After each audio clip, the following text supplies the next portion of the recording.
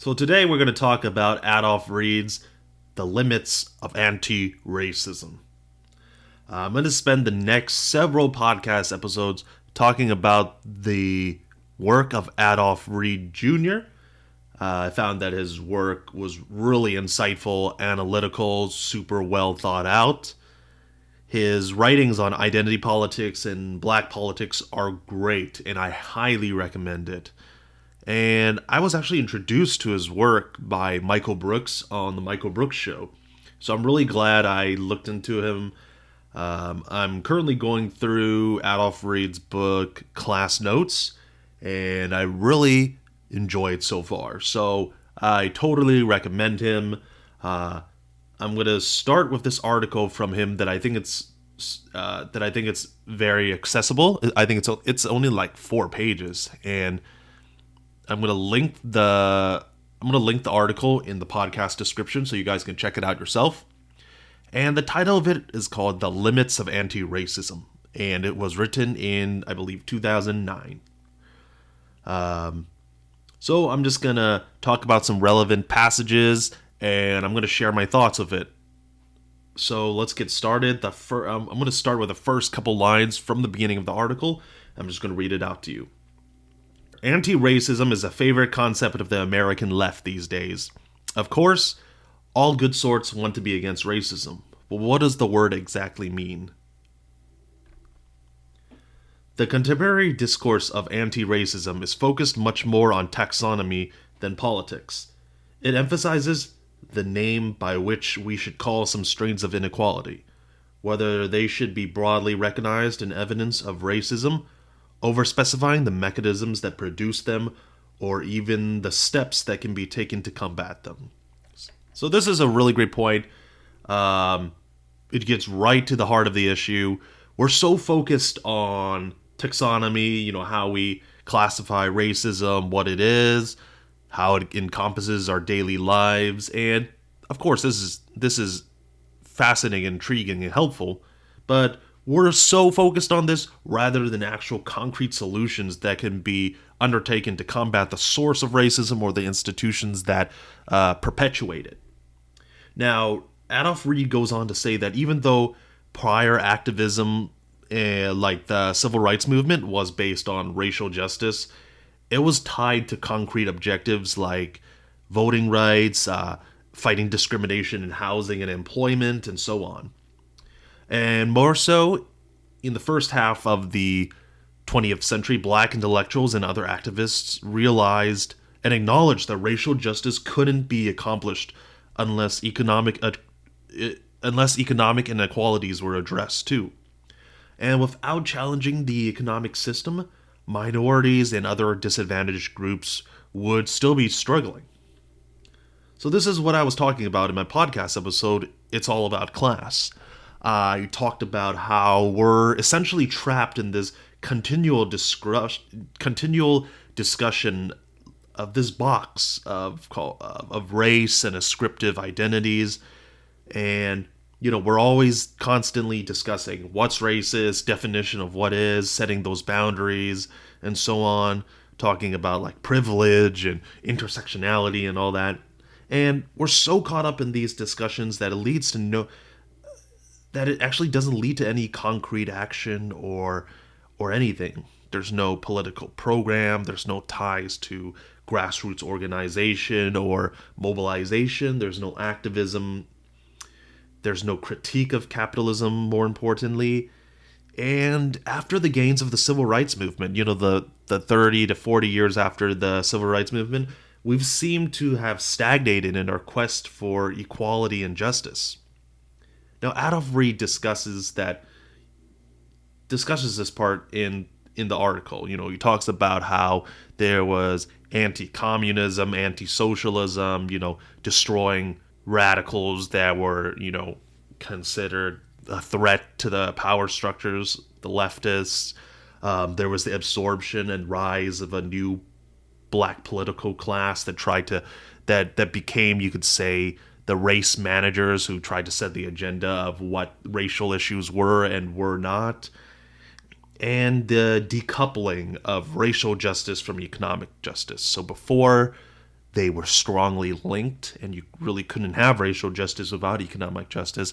But in the decades after the civil rights movement, we are now talking about these things as if they weren't related at all, as if they were two different subjects. Now, the last point is so important. We're so used to saying how every sort of inequality today is racist or is caused by racism. We're using it in such an abstract blanket way that it really prevents us or discourages us from looking at the structures that produce and reinforce inequality. Now, Adolph Reed uses the example of health disparities. Blacks and minorities often suffer from poor health outcomes compared to whites, and instead of correcting these inequalities by attacking America's, for-profit healthcare system or capitalism itself, the blanket term of racism is just applied to the situation. And having this framework of using of having anti-racism as a means of accomplishing goals, it doesn't really specifically diagnose the problem or lead to any concrete political action. And when you really think about racism, it's like prejudice. It's an attitude. It's not something that you can like touch or see. It's not really like a material thing that you can grasp onto. And so the challenge of using this framework is you really have to, it's difficult to use this framework to build coalitions that could really unify the working class in order to make change happen. Now, an example that I like to use is the criminal justice system. We like to frame things such as unfair bail practices, sentencing disparities, and the like as, the criminal justice system is just racist.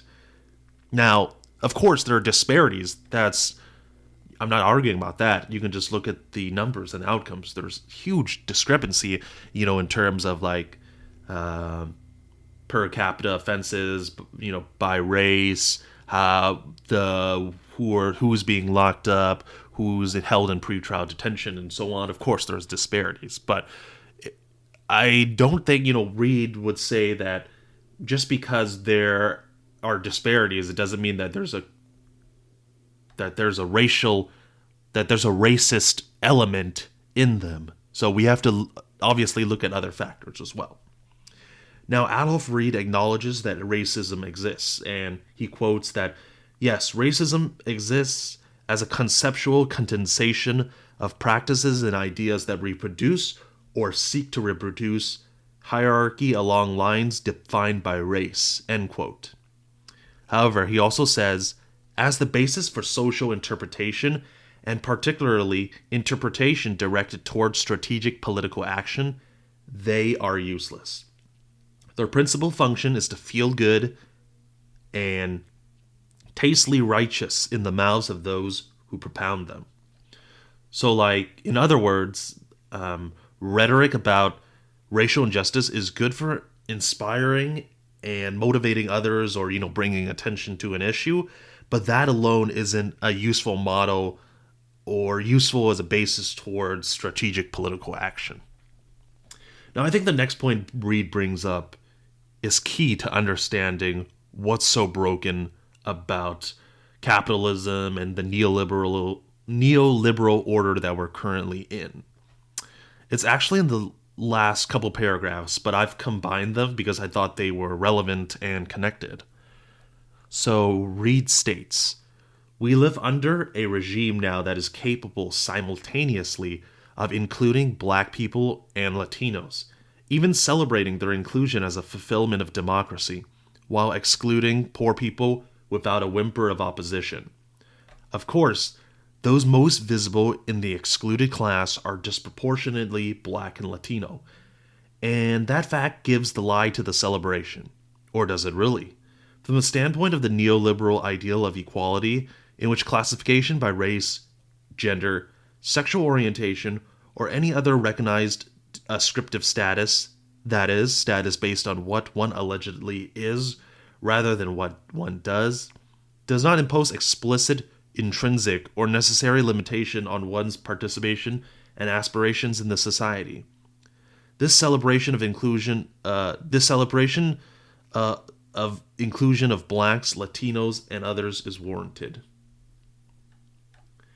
And he continues, but this notion of democracy is inadequate, since it doesn't begin to address the deep and deepening patterns of inequality and injustice embedded in the ostensibly neutral dynamics of American capitalism.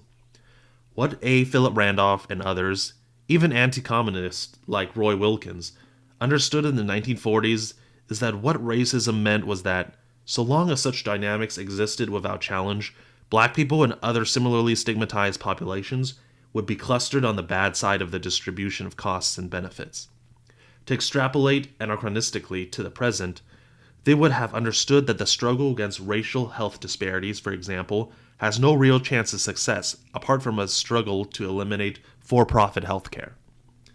I'm increasingly convinced that a likely reason is that the race line is itself a class line, one that is entirely consistent with the neoliberal definition of equality and democracy. It reflects the social position of those positioned to benefit from the view that the market is a just, effective, or even acceptable system for rewarding talent and virtue and punishing their opposites, and that therefore removal of artificial impediments to its functioning like race and gender will make it even more efficient and just, end quote. Okay, that was a mouthful. I left out some parts because I think this sums up perfectly what's wrong with identity politics and the use of race or any other ascriptive identity as a framework for justice. I am actually reminded of an incident I read in Thomas Frank's Listen Liberal, which is a really great book that I recommend everyone read if you want to know why we have Donald Trump and what happened with the Democratic Party. But anyways, there was an incident that was described in Listen Liberal by Thomas Frank that there was a room full of entrepreneurial women of the world celebrating their accomplishments and Hillary Clinton was there also. And yet, especially for those women who, came from third world countries, there were no poor or working class women being celebrated. So average working women were nowhere to be found. It was just a room of very, first world and third world women, but they were all entrepreneurial, they were all successful and wealthy. And all these successful women were being lauded as wonderful, virtuous stewards of the world, of the economy, of their countries, and so on. And there was just no working class representation. Where was there was nothing about the common man or the common woman. It was just applauding all these elite individuals. There was also a recent example, maybe like a couple years ago. Maybe, I guess that's not that recent, but so Gina Haspel, when she became the CIA director, the press and the pundits, they, praised her to the skies of how wonderfully diverse it was and how the glass ceiling was shattered because she was a woman and she became, finally became the director of the CIA and how wonderful that was. But think about this. This is the damn CIA. The organization that tortures individuals, sponsors coups against democratically elected governments, performs assassinations and the like. It's not about who you are, but what you do. Okay, well, that was an example from 2 years ago, 1 year ago. Let's do an even more recent example. Let's do Kamala Harris, who is a United States Senator who's running for the presidency. Earlier in this year, she was posturing as a progressive prosecutor, as a voice for Black Americans, exalting her parents' role in the civil rights era, and how she was a victim of racism as a child, and how she couldn't play with children who were of different races. And, she also went on the Breakfast Club and tried to posture herself as an authentic Black individual. Now, yet she had a problematic past. She was at the helm of a criminal justice system that prosecuted individuals for smoking weed, wasn't fighting for police to equip body cameras, and those were just a couple of examples. So her policies didn't actually benefit black individuals at all, and yet she was here trying to posture herself as an authentic black voice. So this kind of falls into that notion of anti-racism without really looking into what that person does, what their values are, what their politics are. It's just, as long as it's diverse, it must be good. So on one hand, we're celebrating individuals who come from disadvantaged groups, who ascend to high positions of power, wealth, or influence, and at the same time, we're completely ignoring these individuals' policies, what they have done, what they stand for, and it's ironically the people who make up the most disadvantaged communities are minorities like black and brown people, poor people.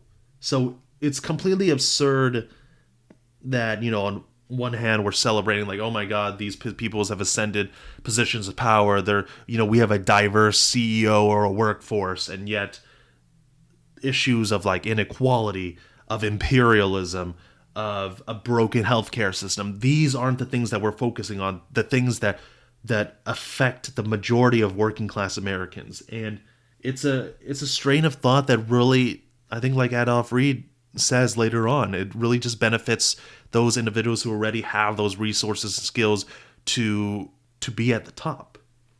So it's completely absurd, and I'm surprised. Well, maybe I'm not that surprised, given the immense conditioning and the pervasiveness of this framework in our politics, that so few have noticed this irony. The next point I think is really poignant as well. I'll repeat it. It reads, "But this notion of democracy is inadequate, since it doesn't begin to address the deep and deepening patterns of inequality and injustice embedded in the ostensibly neutral dynamics of American capitalism. The whole idea of identity politics is not conducive to challenging our capitalist order and its pervasive inequality, unfairness, and injustice."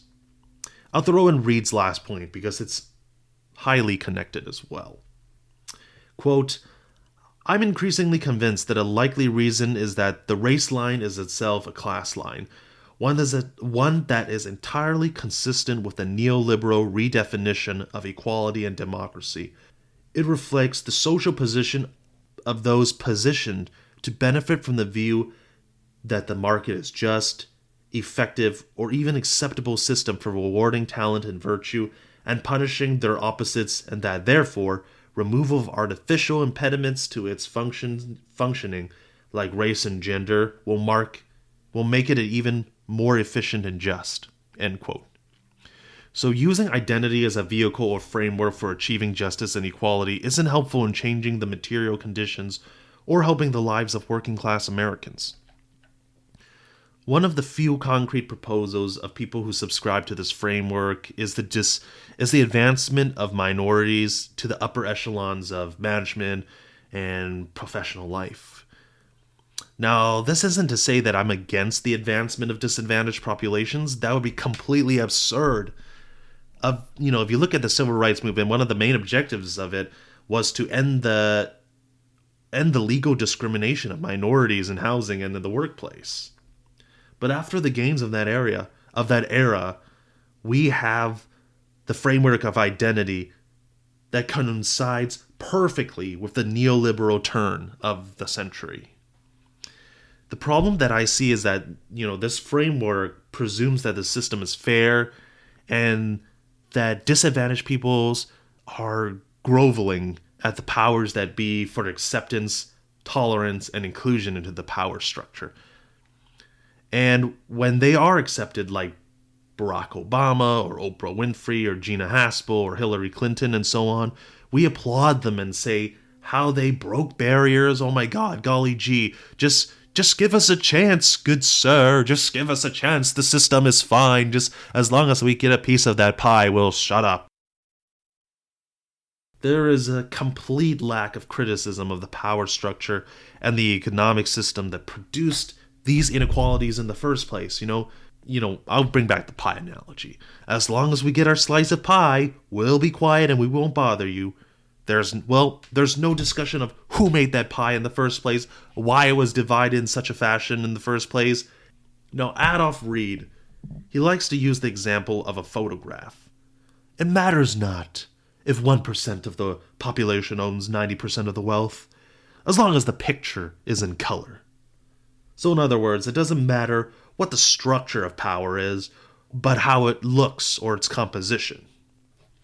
Now, in my view, this framework of anti-racism and identity politics not only is unhelpful in building a strong political movement that brings the working class together, but it de-emphasizes the collective action needed to tackle the very strongly entrenched interest groups, the wealthy and the powerful, that controls our political and economic life. It's not a framework that is useful for transforming our economic system, but is one that perfectly meshes within it. Now, I'll end by saying this. Most of the time, I find that people who subscribe to this liberal identity politics ideology to have political programs of very low stakes. The common theme is the push for the advancement of women, gay, black and brown, trans individuals in tech or other professional or managerial roles, the celebration of very token acts of resistance, and endless discussions about white privilege, intersectionality, diversity, coming to grips with your identity, and whatnot. These are all fascinating, stimulating topics, but they are not and should not be a framework or a vehicle for mobilizing and formulating a mass movement that seeks to transform the world into a more just and egalitarian society. Without critique of our economic system and the structures that produce and reinforce inequality, we'll be, as I alluded to in my podcast episode, trapped in this box of discourse that works well within the abstract mind, but not for altering or reshaping the material conditions of the poor and the working class.